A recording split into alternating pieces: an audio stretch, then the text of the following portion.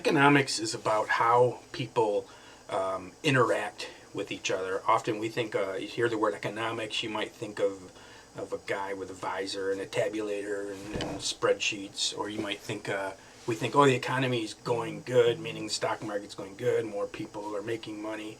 But that's not really what economics is about. I'm going to talk about economics as it relates to our interaction with each other.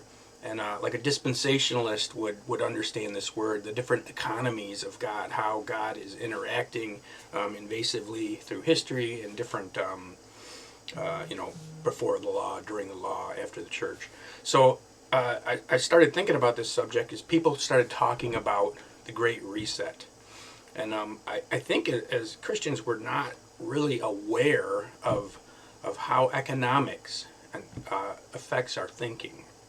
And we're sitting on like a substrate of economics that are immoral, and we don't necessarily know it. And recently this topic came up because a lot of conservatives talk about this issue, or the fears of this great reset. There's going to be a one world government that is going to monetize debt and force a fiat currency on all of us. And I agree that that's immoral. I agree that that's actually a fear that I have. But I have bad news. The Great Reset already sat, and it sat on us. The Great Reset already happened. The Great Reset happened in the 70s. And Americans were kind of behind it and are the beneficiaries of it. And that's what I want to try to explain, because if there's going to be a Great Reset, which there is, we're not going to keep going the way we're going. It's economically impossible, and it would be immoral to do that. So if the argument isn't a Great Reset or just keep going, there's gonna be a reset. There's gonna be another reset. So is the reset going to be towards something that's moral, something that's just, or is it going to be toward another instance of something that's immoral? So let me kind of go back and talk about what happened in the 70s, because it's incredibly important. There's culture wars, and they escalate and they get more and more polarized, and there's political wars that go along the lines and they share, and sometimes some issues, political wars, are downstream from cultural issues. Sometimes cultural issues are a result of past political issues, so there's a cycle there. But they're all downstream from economics. So if you're fighting a culture war and you don't understand economics, I can't guarantee you're on the right side of the culture war. So after World War II, the world needed to rebuild their various national economies. America, Canada, Australia, Japan, and Western Europe all pegged the value of their currency to gold. Actually, it's been pegged to the value of gold in different ways for 6,000 years. That's what people have been doing, because they see gold and silver, precious metals, as money. And so they take their currency, and currency is not actually money, but they take their currency and peg it to the value of money, so the currency can be used as money, but traded in, converted to gold on demand if necessary. This is the way it's been for 6,000 years. That's why gold and silver are considered to be political metals, not just precious metals or industrial metals. At the same time, the U.S. was an economic powerhouse. Its currency was constitutionally required to be pegged to the value of gold and silver, and the U.S. owned about 2/3 of the world's gold. So this agreement was called Bretton Woods. But how did the U.S. come to get so much gold? But because their money was constitutionally required to be pegged to gold. But also in 1934, they made it illegal for Americans to hold gold. So I don't know if it's confiscation. They didn't come into Americans' homes and take gold, but they forced Americans who were holding gold, not like jewelry, but they were holding bullion, holding it as a store of value. They forced them to come in and give them $20 an ounce for their gold.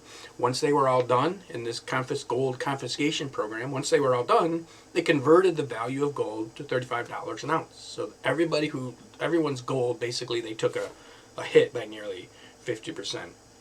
It's interesting, you watch, I saw an interview of a guy named E.B. Tucker, and he was talking about his relatives that had their gold confiscated. And there's a cultural, everyone wonders, why would you agree to do that? And I don't think we can put ourselves in the mindset of agreeing to just go and, no one's going to come and look for it. So I'm just going to agree to turn in what I've been storing for years, decades, maybe generationally. I've been storing this, and now I have to turn it into you, and you're going to devalue it, and I'm going to end up with half of what I started this. Why did people agree to this? And the reason is this was a political move, but it was forced through culture, right? People who stored gold because the U.S. needed gold were villainized and demonized, and anyone who had gold was selfish and self-centered.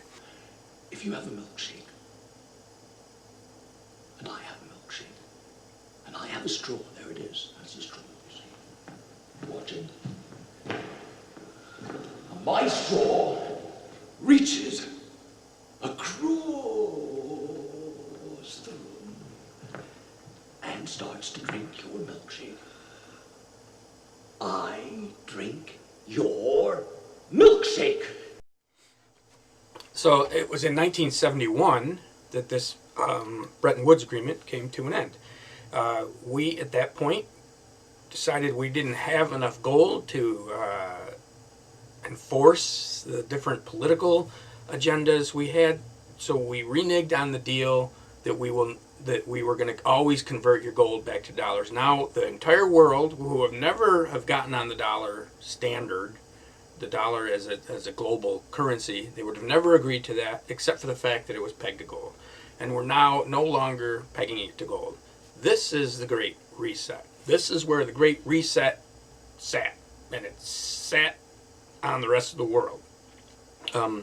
So we've been producing dollars ever since, at will, in larger and larger quantities. If you look at the value of the dollar, right? So in 1977, $100 would buy you, at the time, $100 worth of stuff, right? So to buy that same amount of stuff now, so for example, stuff might mean 5 ounces of gold. You would get 5 ounces of gold for $100. To buy that same amount of stuff now, you see in the 70s when the Nixon shock happened right here. Now it takes over $2,000 to buy that same amount of stuff. I drink it up! So if you're concerned about the Great Reset, then you're about 30 years, 40 years too late. The only difference is that you were benefiting from the Nixon shock as Americans. The fiat currency that Americans created, you are on this side of it, and the rest of the world was on the other side of it. You were producing the dollars on demand. They were producing the goods in order to get those dollars. You've been getting 150% of the government that you have been paying for, while other countries have been working, producing, and selling you goods to get the money that you produce on demand. Now, I get that you might not have appreciated the government that you got, and I certainly don't, but regardless, that was the cost. That was the cost of it. So the Great Reset, where the world gets off of the dollar on some other global fiat currency, is a horror, is an abomination. But it's just another instance of the one that we've created already. It's just we've been the ones running up the bill, running up the credit card, and we haven't experienced the payment yet. So the Bible talks a lot about how the rich and the powerful can oppress the poor. How do they do that? How do the rich and the powerful? We all agree there's a problem when the rich and the powerful oppress the poor. They might do it through forced servitude. They might do it through other means. But there's one specifically in very ubiquitous way, and they do it through unequal weights and measures. And that's what this situation is about, is inflation of a currency is unequal weights and measures. If there's 10 people in a room and they all shop at the same store and they all have $5, then that store sets the cost on things based on the supply of the currency.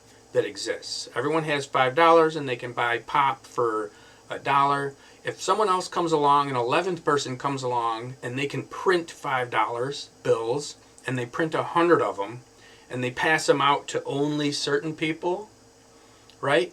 Then what they're doing is they're maybe 3 people out of the 10. What they're doing is they're taking the value of the $5 from 7 people, and they're devaluing it, giving it to the 3 people who go to the same store to spend it.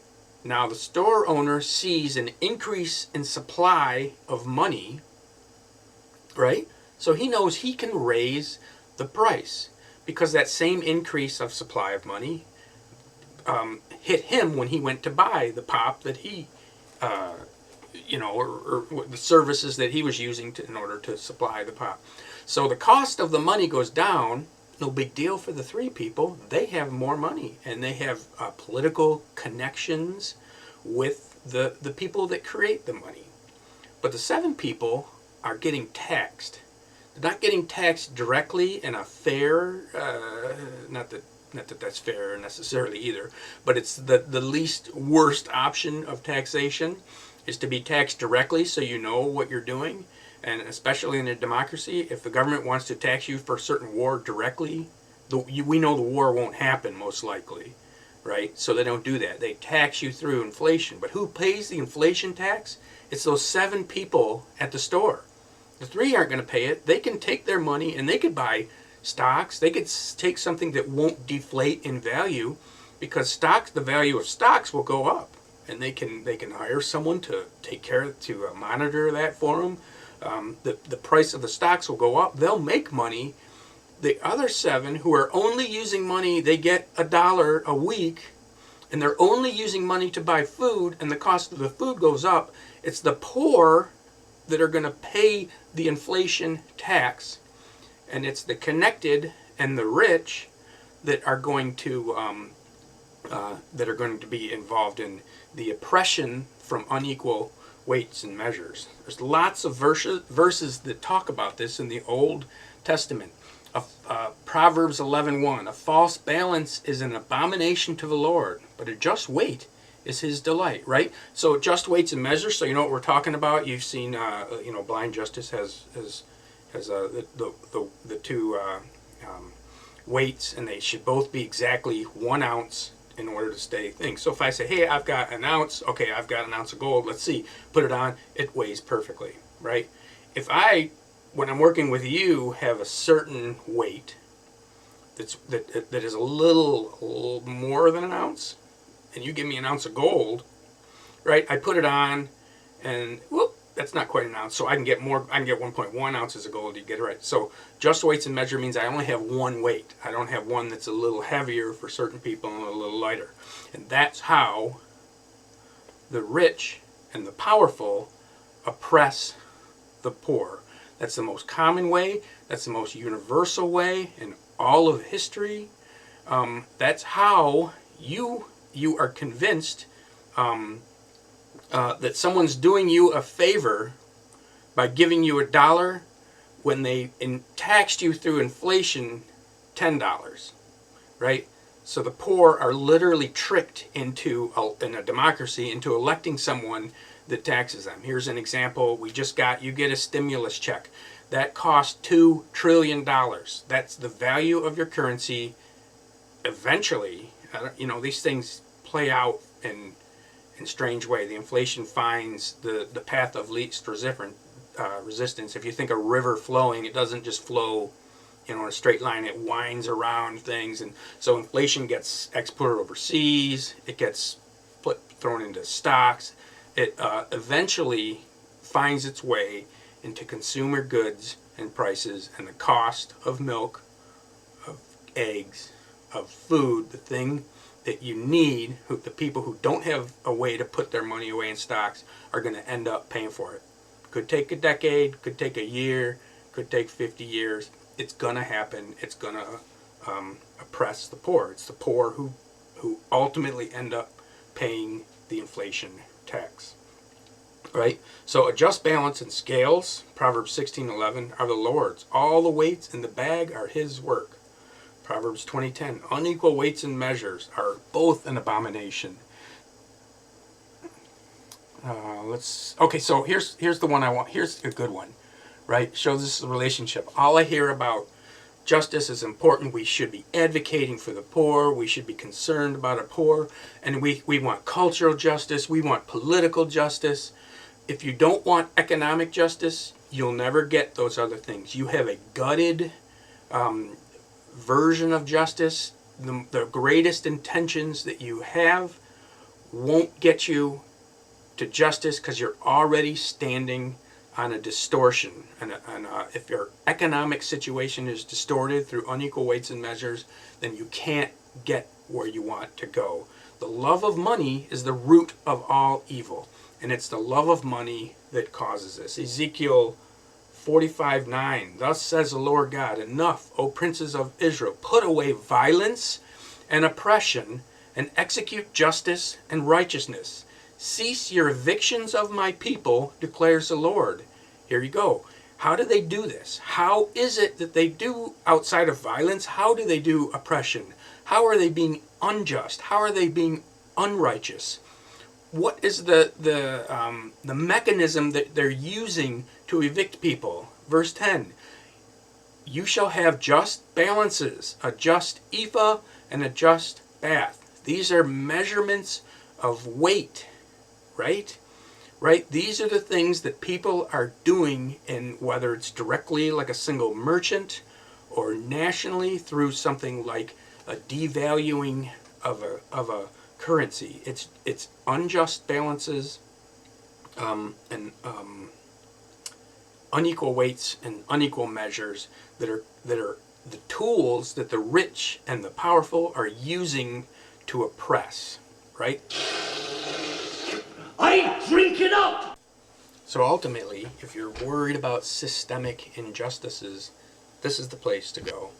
This is where the problems start. It's the love of money that produces all the other things. If there's anything you can think of the government is doing that you don't like, just know that they're doing it because they have the money to do it, and they got the money by siphoning off the value of the money that you had.